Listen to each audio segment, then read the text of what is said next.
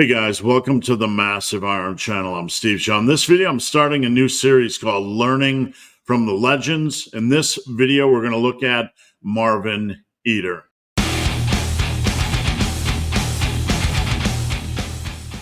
Before I get into this topic, if you guys need coaching, check out the link down below. I'm not a check-in once a week coach. I check in with my clients Monday through Friday.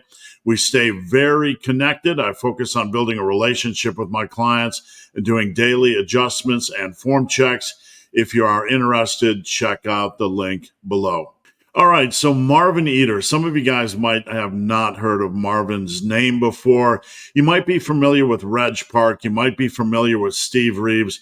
But a lot of people aren't familiar with Marvin Eder. And in my opinion, Marvin is one of the legends of that era, one of the biggest and strongest, just an incredible amount of muscle density, and pound for pound, one of the strongest natural bodybuilders in the history of the sport. So if you're interested in looking back at the history of natural bodybuilding, Marvin is definitely someone you want to pay attention to. Now, we're going to dive into some things here in this video: how he trained, how he ate, his focus on body weight exercises, and overall health. So just a little bit of background. Marvin was a pioneering bodybuilder and weightlifter, renowned for his exceptional strength and physique during the 1950s. He was born on October 22nd, 1931 in Brooklyn, New York. Now, Marvin faced some health challenges in his youth. This led to him having a more slender type of build. But despite the concerns of that era that weightlifting might stunt your growth, Marvin began a focus on pull-ups and dips. Now I'm going to show some photos overlaid on this video, and you can kind of see where Marvin was as a teen. But you can see that his focus on muscle building and resistance training led to a very rapid increase in muscle gains. He soon began competing in bodybuilding competitions. In 1949, he placed second place in the IFBB junior category. 1949, Mr. New York City, first place in juniors. 1949, Mr. New York City, first place in junior most muscular. You can see through 1950, 1951, he continued to compete. He was sixth place in the AAU Mr. America in 1950, and in 1951, he was third place in the AAU Mr. America. Now, Marvin made a transition to weightlifting and ran into some politics. Back in the day, if you're not familiar with it, there was this kind of battle between Hoffman and Weider, this epic Hoffman versus Weider battle. And Marvin Eder basically got chewed up in the middle of this war. The politics of this era basically kept Marvin from competing in the Olympics. I'm going to read a few quotes here. Hoffman was displeased that Eder was given a lot of publicity in Weider's publications, the Weider magazines, and accused him of violating his amateur status. When Eder did not bow to Hoffman's pressure, Hoffman had Eder handed a check for $15 at an AAU event, which stripped Eder of his amateur status and prevented him from taking part in most bodybuilding competitions or competing as a weightlifter at the Olympic Games. So basically, this just destroyed his amateur career, and Marvin went on to basically work as a plumber from there. He had a very successful career as a plumber. I want to explore this a little bit more because this is interesting. And for those of you guys not familiar with the whole Hoffman versus Weider thing back in that era, you basically had these two powerhouses going after each other for control of weightlifting and bodybuilding. Now, even though Marvin Eder appeared in the Weider magazines, basically it was said that he received little to nothing.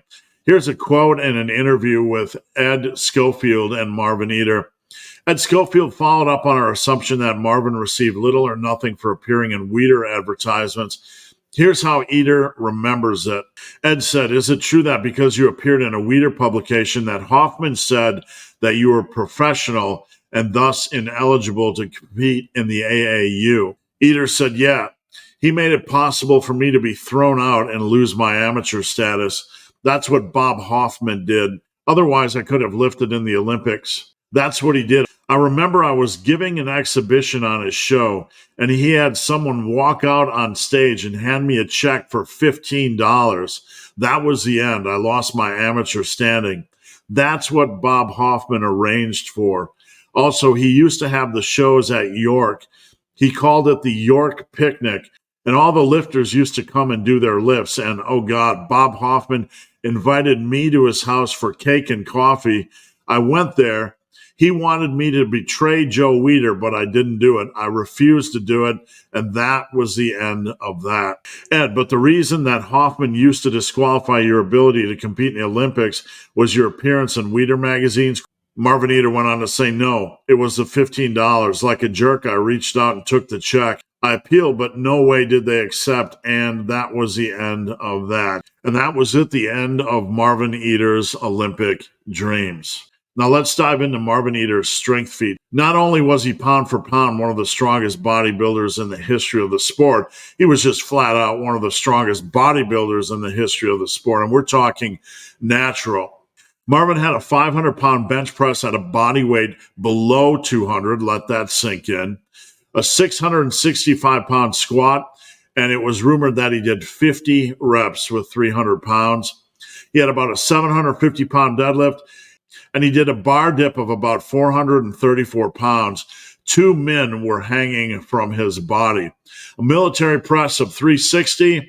He did 8 reps of one-arm chin-ups, and he did a BTN, or behind the neck press, of 305 pounds. Now you can see if he competed in powerlifting, his 3-lift total would be well over 1,900 pounds, or about in that range, at a body weight under 200. Just for reference, back when I was chasing 2,000 pounds, I was 346 pounds. And at the time, I believe only about 80 powerlifters in the history of the sport had ever reached a 2,000-pound total. And we're not just talking natural, we're talking enhanced. So if you factor that in, Marvin was one of the strongest lifters in the history of bodybuilding. All right, so Marvin Eder believed in developing both strength and muscle mass through a combination of heavy lifting and body weight exercises. This is kind of a sample program. There's not a lot of information out there specifically how Marvin trained, but this is some of the information we do have, a sample workout. Day 1, you have dumbbell laterals, 5 sets of 10 reps with 120 pounds, or 60s in each hand. Then you have the dumbbell press, 5 sets of 10 with 120 pounds. Bench press, 5 sets of 10 with 400. Weighted dips, 5 sets of 10 with 300. Day 2, you had the squats, 5 sets of 10 with 500.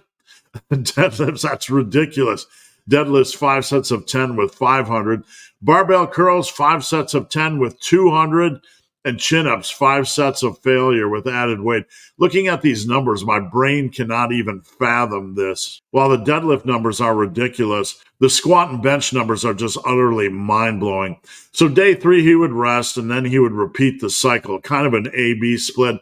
Very simple, very focused, very brutal. Now, I mentioned earlier that Marvin had a love for doing dips. I found this story really interesting. It was rumored at one point that Marvin Eder did 1,000 dips in 17 minutes, which is a pace of nearly 1 dip every second for 17 minutes. In an interview he had, and I believe this may have been on bodybuilding.com, in his later years, Marvin said he was still doing 500 crunches every morning. He was no longer lifting heavy, but his dedication to health and general exercise was still rock solid. So how did Marvin Eder eat? These are a few quotes I found. Oh, just normally, I would eat about 3 times a day. I could never eat as much as others. Oddly enough, I saw some of the old-time muscle men put away food that astonished me. I would eat regular foods, all kinds of foods, milk and steak and chicken and dairy foods, cereals, all kinds of good food, and it did well for me. Ed Yerrick, who had a gym at the time, invited us to his home. There were several of us, and he made a huge amount of hamburgers, and all this food, I could not match the other guys in how much they ate. Now, a few final notes before we end this video. This is a quote from Marvin. The horror of today is the use of all these chemical substances that's going on. It is so perverse. You know, when I lifted weights, I believe the stronger and more muscular I got, the healthier I became. Health was never divorced from my training. I would never, under any circumstances, consider the use of any kind of artificial drug to stimulate my muscle growth. What's going on now is a nightmare and obscenity, and in a way, I hope the whole thing just disappears, that it should be wiped off the face of the earth, but it is just getting worse and worse all the time. The words of natural bodybuilding, strength freak, muscle freak, legend Marvin Eder. All right, guys, thanks for watching. Have a great day.